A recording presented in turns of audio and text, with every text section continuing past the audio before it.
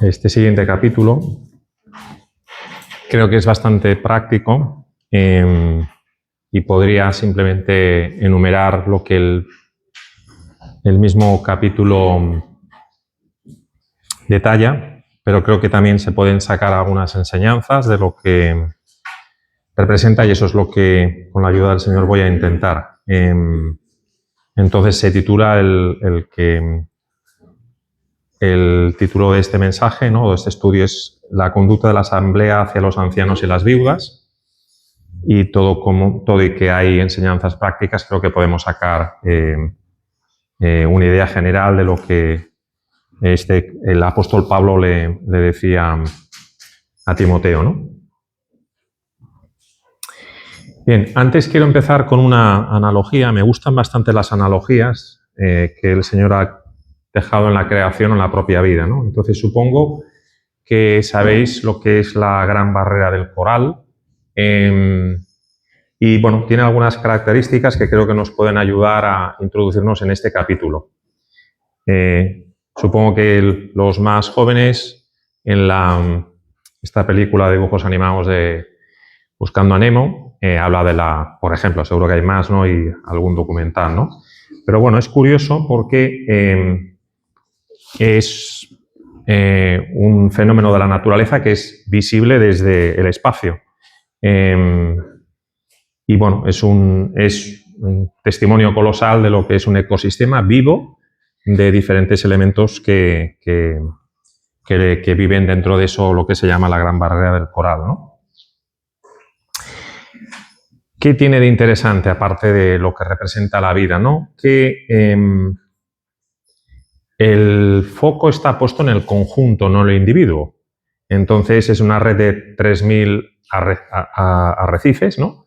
Pero la fuerza no está puesta en el miembro, sino en el conjunto, ¿no? Y vamos a hablar de lo que son los ancianos y las viudas y vais a ver por qué es importante esta analogía, ¿no? Claro, una de las bases que tiene este fenómeno natural es el cimiento generacional. Los arrecifes, ¿no?, no serían tan bellos, tan bonitos, si no se construyeran sobre el tiempo que en su momento nacieron. Es decir, que hay unos arrecifes que viven más, viven menos, pero los nuevos se construyen sobre la base de los antiguos. Es decir, que el éxito de la Gran Barrera del Coral está en el crecimiento, la evolución generacional, ¿no? Perdón.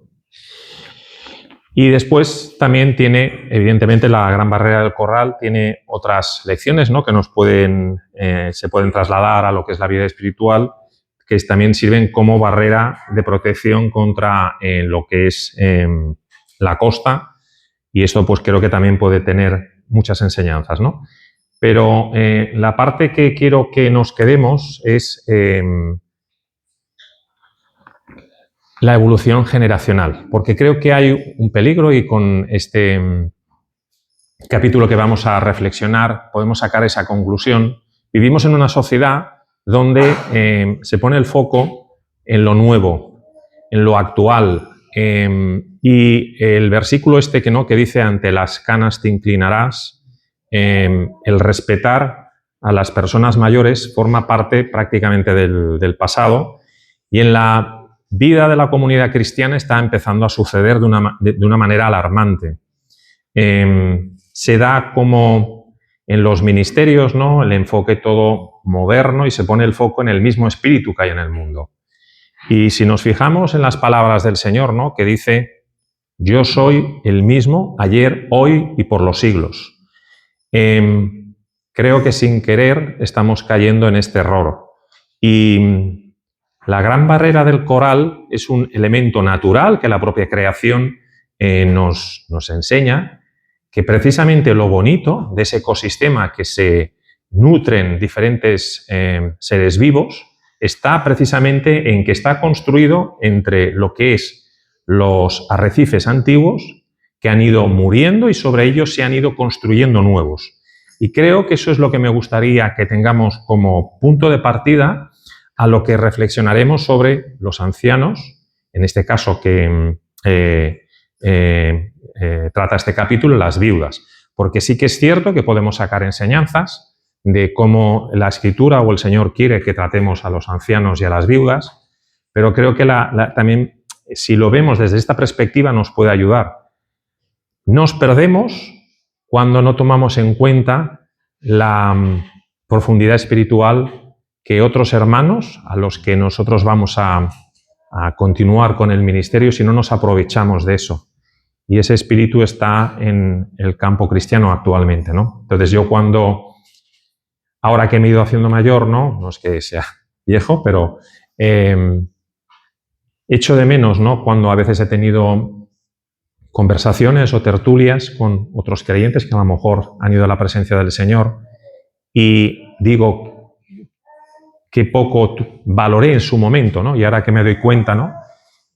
Por eso cuando leí este capítulo me ayudó a pensar en eso, ¿no? Que nos perdemos cuando no tomamos valor de lo que otros hermanos en la fe han vivido y los que son las personas más maduras, si nosotros cometemos ese error, ¿no? Entonces creo que ese capítulo nos tiene que ayudar en ese sentido, ¿no? Vamos a hacer lo mismo que hemos hecho antes. Este es un capítulo un poco más largo, es más, vamos a decir, práctico en enumerar, pero creo que así podemos después sacar los puntos más importantes, ¿no? Entonces vamos a leer el capítulo 5 de Primera de Timoteo. Dice: no reprendas al anciano, sino exhórtale como a padre, a los más jóvenes como a hermanos, a las ancianas como a madres, a las jovencitas como a hermanas con toda pureza. Honra a las viudas que en verdad lo son. Pero si alguna viuda tiene hijos o nietos, aprendan estos primeros a ser piadosos, para con su propia familia y a recompensar a sus padres, porque esto es lo bueno y agradable delante de Dios. Mas la que en verdad es viuda y ha quedado sola, espera en Dios y es diligente en súplicas y oraciones noche y día. Pero la que se entrega a los placeres, viviendo, está muerta. Manda también estas cosas para que sean irreprensibles. Porque si alguno no provee para los suyos y mayormente para los de su casa, ha negado la fe y es peor que un incrédulo. Sea puesta en la lista solo la viuda no menor de 60 años, que haya sido esposa de un solo marido, que tenga testimonio de buenas obras, si ha criado hijos, si ha practicado la hospitalidad, si ha lavado los pies de los santos, si ha socorrido a los afligidos, si ha practicado toda buena obra. Pero viudas más jóvenes no admitas, porque cuando impulsadas por sus deseos se rebelan contra Cristo, quieren casarse, incurriendo así en condenación, por haber quebrantado su primera fe. Y también aprendan a ser ociosas, andando de casa en casa, y no solamente ociosas, sino también chismosas y entremetidas, hablando lo que no debieran.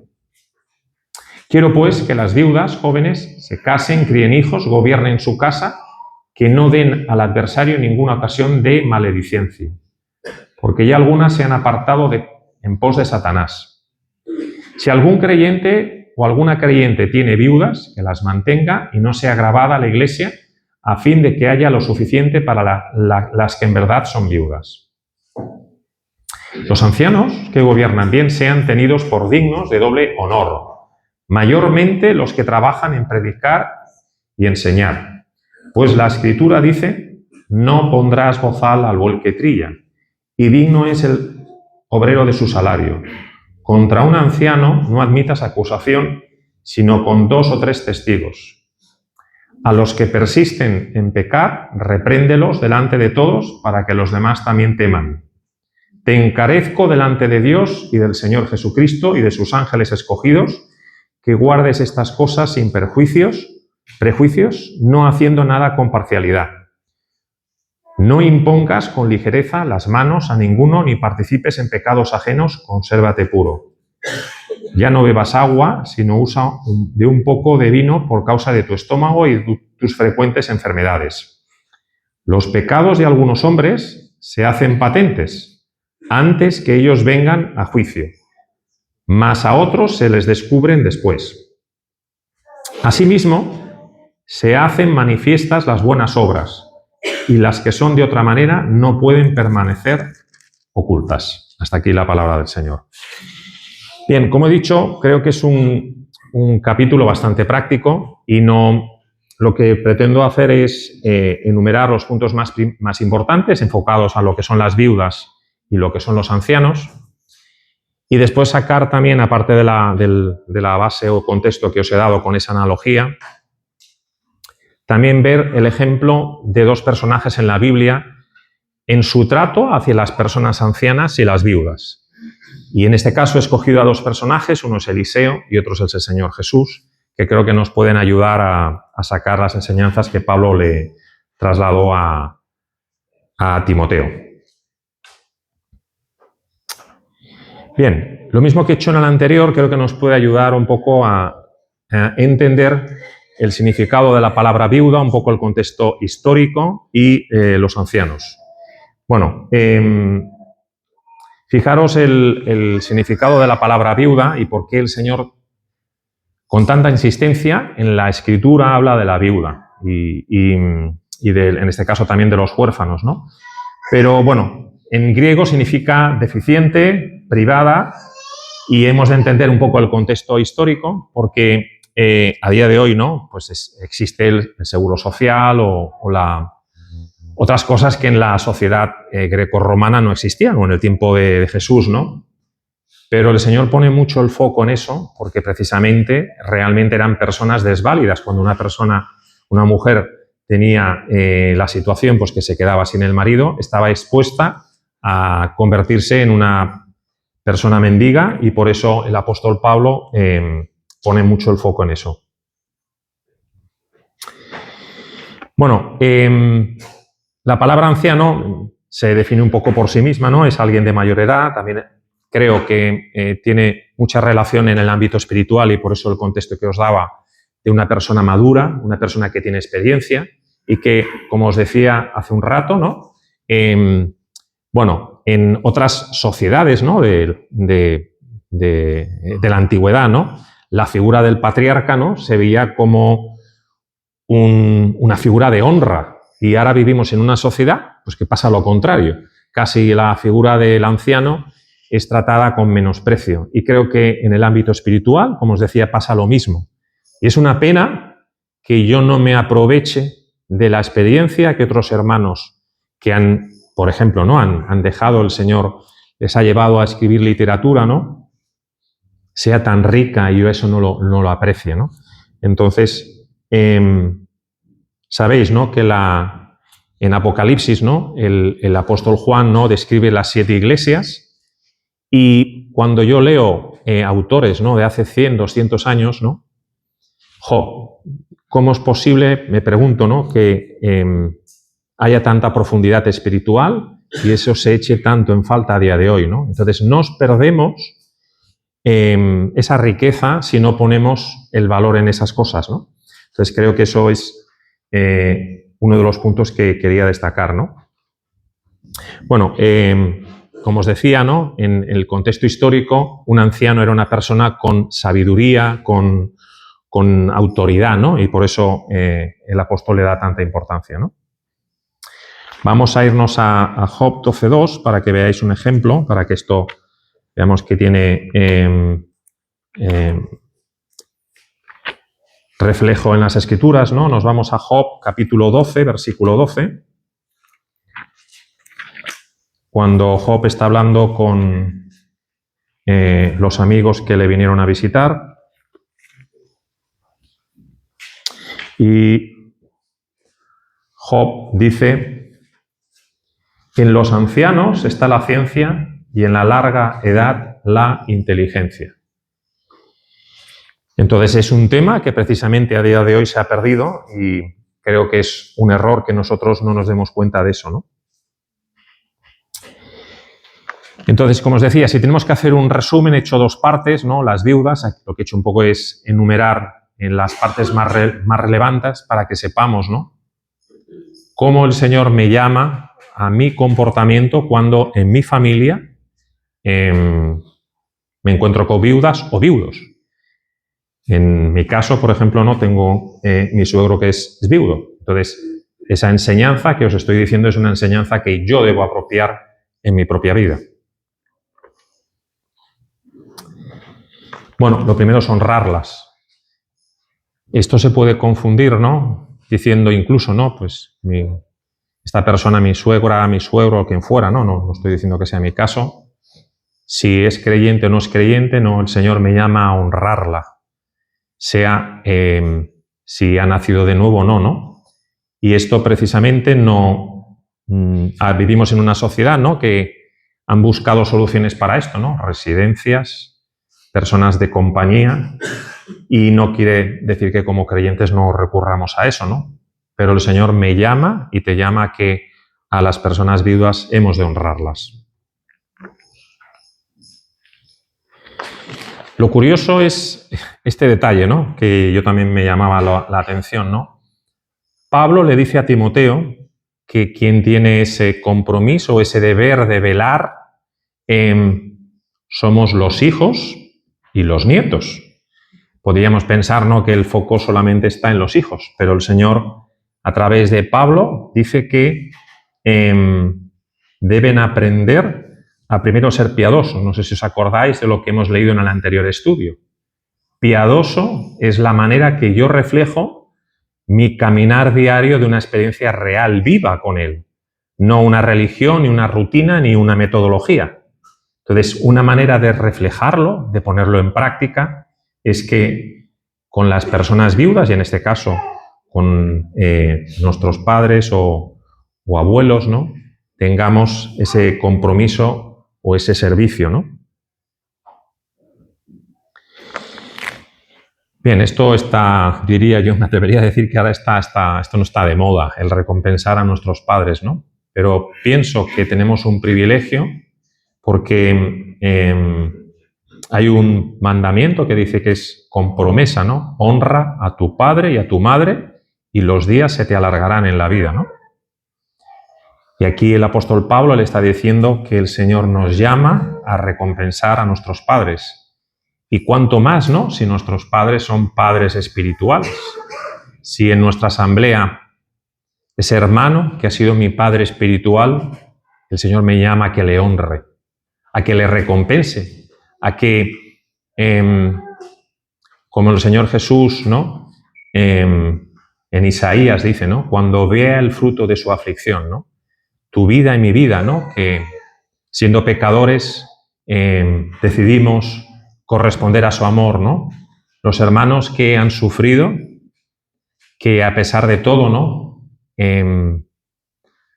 han sido fieles al Señor, recompensarles, ¿no?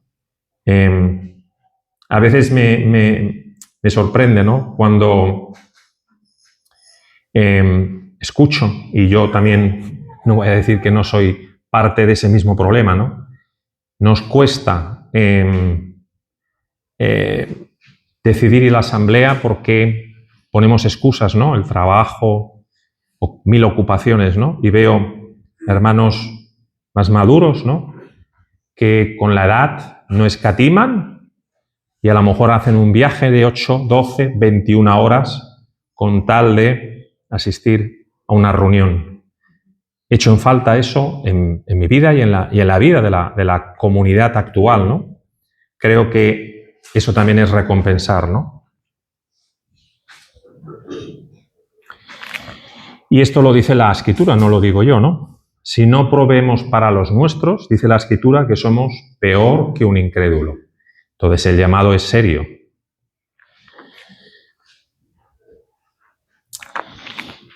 Bien, ¿qué nos llama el Señor con los ancianos?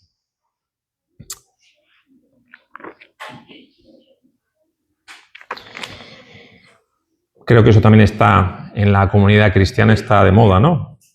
Cualquier persona, ¿no?, podemos opinar o cuestionar, ¿no? Pero el Señor en la Escritura dice no reprenderlos, sino exhortarlos. Y precisamente, ¿no?, el significado de la iglesia en Apocalipsis, que representa nuestro tiempo actual, es la Odisea, ¿no? Y es el pueblo habla, el pueblo decide, ¿no? Y en la sociedad que vivimos es lo mismo, ¿no? Estamos viviendo en una sociedad que pone el foco en la democracia. Cualquier persona se puede levantar y decir lo que piensa, ¿no? Y esto también está sucediendo en el campo cristiano, ¿no? Entonces creo que nos perdemos una bendición, ¿no? Cuando no tomamos en cuenta lo que dice el apóstol Pablo, ¿no? Aquí pone el foco no solamente en el factor de la edad, sino en el factor de la madurez espiritual, ¿no? Dice, los ancianos son dignos de doble honor, mayormente los que trabajan en predicar y enseñar. Y pienso que esto también lo estamos perdiendo de vista. No valoramos, al menos en mi caso, he mirado para atrás, ¿no? Y he dicho, lástima que ahora me doy cuenta, ¿no? Y pongo en valor conversaciones, tertulias que he tenido con hermanos que ahora están en la presencia del Señor y que ahora me gustaría tenerlos al alcance de la mano y poder disfrutar de ese rato que yo en aquel momento, pues, no digo que los despreciaba, pero no les daba el valor que les doy ahora, ¿no? Entonces creo que Pablo está también refiriéndose a esto. Y eso también es importante para el tiempo que vivimos, ¿no? Ahora que cualquier persona pues, puede opinar, puede cuestionar, ¿no? Dice, no admitir acusación a no ser con 2 o 3 testigos, ¿no? Y eso también es válido a los hijos con los padres, ¿no? Los que son adolescentes que van descubriendo, ¿no? La vida, el Señor, creo que esta enseñanza también es aplicable ahí, ¿no? Es decir, a la persona que es anciana, el Señor no nos llama a acusarlos, ¿no? Sino precisamente a honrarlos, ¿no? A no ser que haya, como decía Josué esta mañana, ¿no? Evidencias, ¿no? De que realmente el caminar no es conforme a la Escritura. Entonces sí que tiene que ser con 2 o 3 testigos, ¿no? Y esto también es importante, ¿no? El obrero es digno de su salario.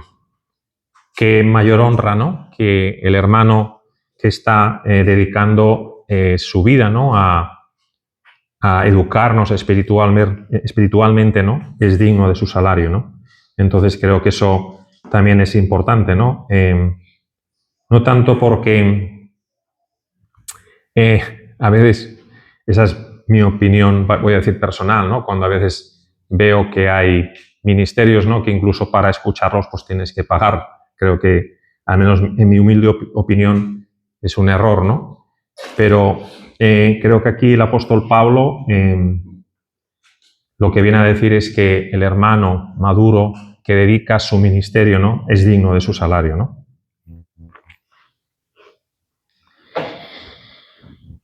Bien, como os decía, quiero poner 2 ejemplos porque, bueno, todo esto puede quedar en enumerar unos mandamientos, ¿no? Que Pablo le dice a Timoteo, pero creo que lo más práctico es ver 2 ejemplos de vida de personas que honraron a las viudas, honraron a los ancianos, ¿no? Y bueno, creo que uno de ellos es excelente porque es el Señor Jesús, ¿no? Y el otro es Eliseo, ¿no? Que me gusta mucho.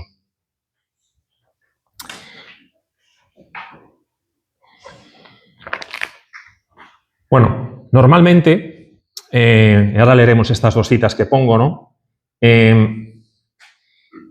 Podemos cometer el error, ¿no? De lo que yo llamo seguidismo. Yo hago las cosas porque las hizo tal persona, ¿no? Y esa persona pues fue un siervo de Dios, ¿no?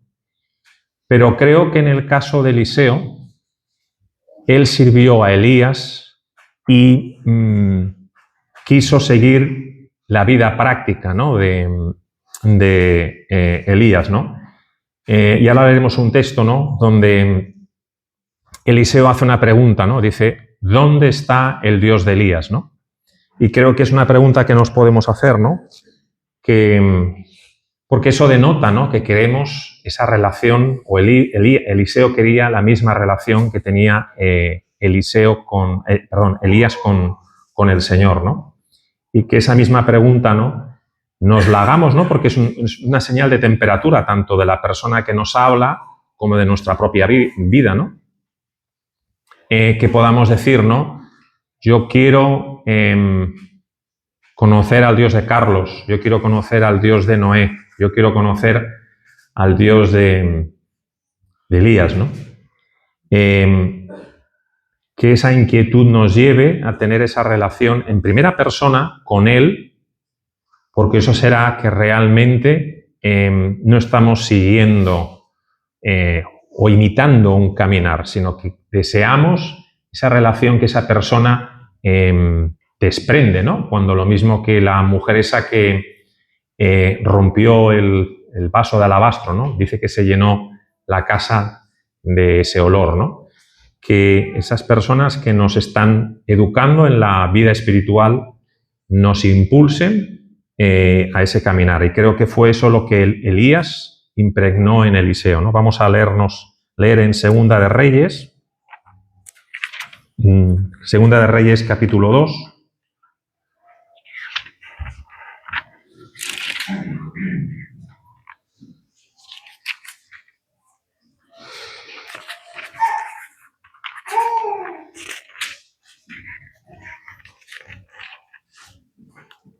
Segunda de Reyes, capítulo 2, versículo 14. Dice aquí: y tomando el mando de Elías, que se le había caído, golpeó las aguas y dijo: ¿dónde está Jehová, el Dios de Elías? Y así que hubo golpeado del mismo modo, las aguas se apartaron a uno y a otro lado, y pasó Eliseo.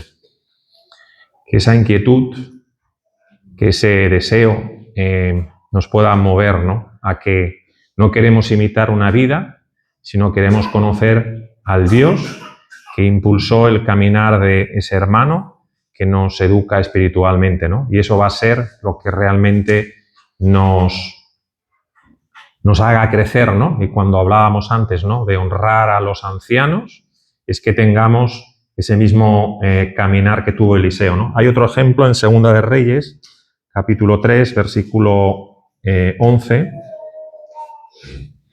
Aquí hay otra escena y nos encontramos con 3 reyes que están buscando un profeta y uno de ellos dice: yo conozco a Eliseo, o me han hablado de Eliseo, ¿no? Lo curioso es la descripción que hace de él, ¿no? Segunda de Reyes, capítulo 3, 11. Dice aquí el rey Josafat: mas Josafat dijo: ¿no hay aquí profeta de Jehová para que consultemos a Jehová por medio de él? Y uno de los siervos del rey de Israel respondió y dijo: aquí está Eliseo, hijo de Safat, que servía a Elías. Y creo que esto no es seguidismo. Eliseo sirvió a Elías y es un privilegio que tenemos tú y yo, que el Señor nos haya puesto alrededor o cerca de hermanos maduros, que es un privilegio que les sirvamos, porque nos van a ayudar a crecer, a conocer esa relación personal con el Señor. Y creo que Eliseo es un ejemplo a seguir en ese caminar y que es un tema que creo que a día de hoy la comunidad cristiana adolece. Solo sirve lo nuevo, lo que parece que es nuevo, porque en realidad no es nuevo. Y yo recuerdo ese versículo, ¿no?, que el Señor dice que Él hará nuevas todas las cosas, ¿no? Y tenemos ese ejemplo a seguir, ¿no? Entonces creo que es un buen ejemplo a seguir, ¿no? Y después, respecto al tema de las viudas,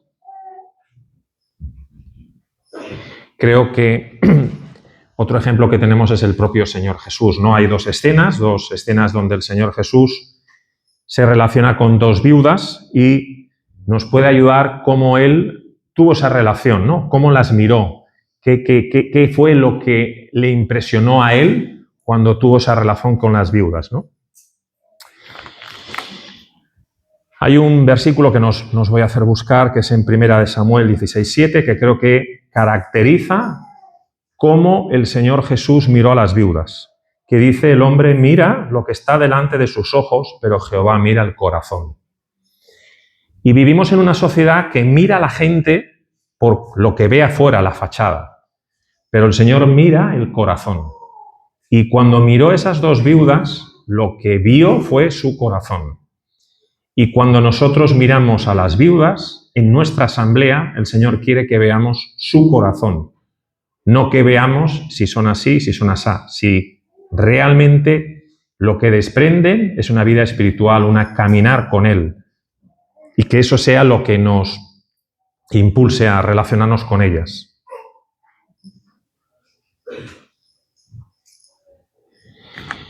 Bien, yo he puesto estas dos características, ¿no? Que cuando el Señor Jesús, en estos textos que vamos a buscar ahora, ¿no? Vio estas dos viudas, lo primero que hizo fue mirar. Él vio, y él siempre, ¿no? A mí me gusta los versículos, ¿no? Que ponen el foco en el que el Señor vio, miró. Cuando Pedro le negó, el Señor le miró, y esa mirada le hizo arrepentirse, ¿no? Y cuando el Señor se acerca a estas viudas, lo primero que hace es mirar. Y eso nos tiene que ayudar a entender que Él mira, que Él ve mi situación, donde estoy, aquello que a lo mejor para otros no es visible, pero Él sí que lo ve. Él mira el corazón. Y eso nos tiene que animar, ¿no? Y reconoció lo que Él valoraba en estas dos viudas, ¿no? Vamos a buscarlo en Lucas 7.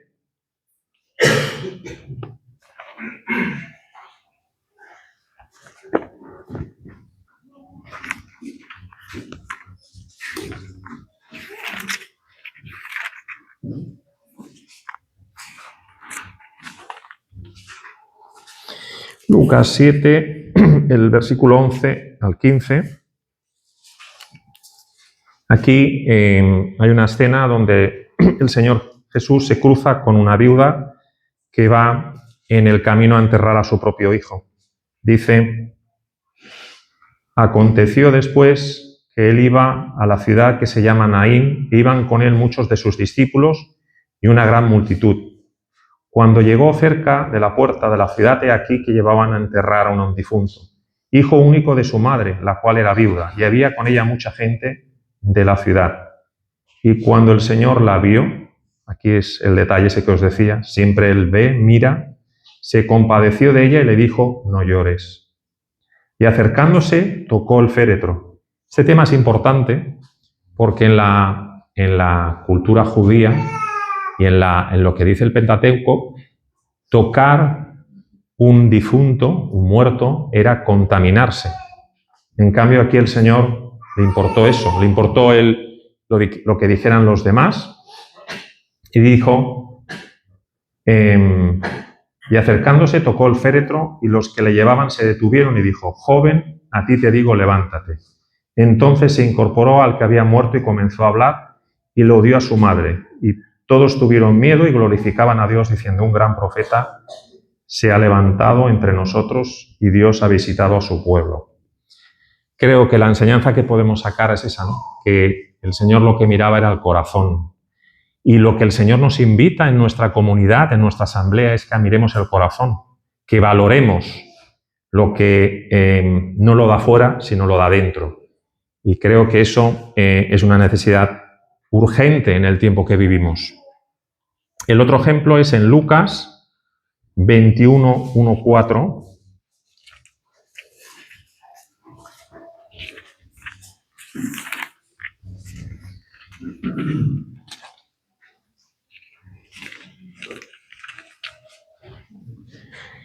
Dice: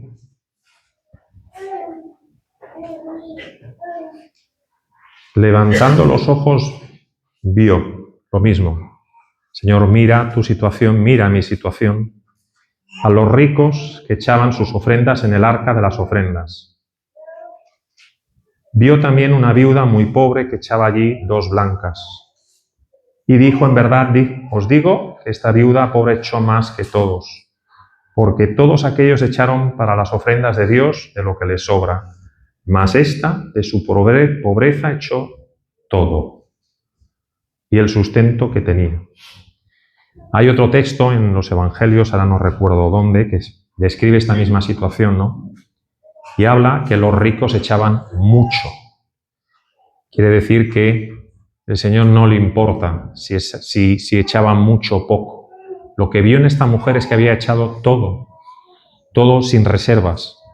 Y aparte de la enseñanza, ¿no?, que se puede sacar que el Señor lo que ve es el corazón, esta mujer estaba entregando todo, no se guardó nada para sí, ¿no? Y creo que cuando os decía antes del contexto que vivimos actual, ¿no?, se valora en poco la vida y la experiencia de nuestros mayores, que su vida espiritual es mucho más profunda, que podemos sacar experiencias de ellos, y se pone el foco en que son anticuados, a lo mejor hasta la palabra ahora que se llama radicales, y precisamente el Señor eso lo honra. Y creo que es un llamado, uniéndolo con lo que el estudio que hablábamos antes de la apostasía, ¿no? Podemos correr el peligro, ¿no?, de dejarnos llevar poco a poco y asumir esas verdades que la sociedad asume como propias. Menospreciar y no poner en valor de lo que vale la pena de esas vidas que han expuesto sus vidas y menospreciado hasta la muerte por servir al Señor, ¿no? Entonces creo que el Señor Jesús y Eliseo son dos ejemplos que nos llama el Señor para entender este texto que hemos reflexionado, ¿no? Para terminar, me gustaría dejar solo dos pensamientos que resumen un poco lo que hemos visto. Frente a una sociedad, ¿no?, de un cristianismo que lo nuevo es lo mejor, Dios nos llama a reconocer las sendas antiguas, velando y sumando las nuevas generaciones. Creo que también sería un error menospreciar las nuevas generaciones. Pero, como os explicaba en la analogía de la gran barrera del coral, lo uno sin lo otro no va a crecer. Y lo importante, ¿no?, es que, lo mismo que también el apóstol Pablo le decía a Timoteo, ¿no?, nadie ponga en poco tu juventud, ¿no? Pero vivimos en un momento, ¿no?, que se valora poco la madurez, se valora poco el precio que han pagado nuestros mayores por tener esa vida personal, y yo al menos no. Añoro ese grito, ¿no?, de decir yo deseo el Dios de, porque eso significa que esas vidas nos inspiran, ¿no? Y esto es importante, ¿no? Acordaos de vuestros pastores que os hablaron la palabra de Dios, considerad cuál haya sido el resultado de su conducta e imitad su fe. Claro, aquí es importante leerse el versículo porque pone el foco en esta parte que a mí me gusta, que es el resultado de su conducta. Creo que el Señor no nos llama a hacer seguidismo de las personas. Hemos de ver que esa conducta realmente, el resultado me inspira y me acerca al Señor. Porque si yo hago seguidismo, ¿no?, es precisamente lo que meditábamos antes, ¿no? No una vida piadosa. Una vida piadosa es una vida que yo tengo una relación en primera persona con el Señor, ¿no? Pero si las personas que nos han precedido, ¿no?, nuestros mayores, las personas que son maduras en nuestra asamblea, si el resultado de su conducta me acerca al Señor, yo debo imitar su fe. Yo debo decir como Eliseo, ¿dónde está ese Dios? El Dios de tal persona que seguía y caminaba con el Señor, ¿no?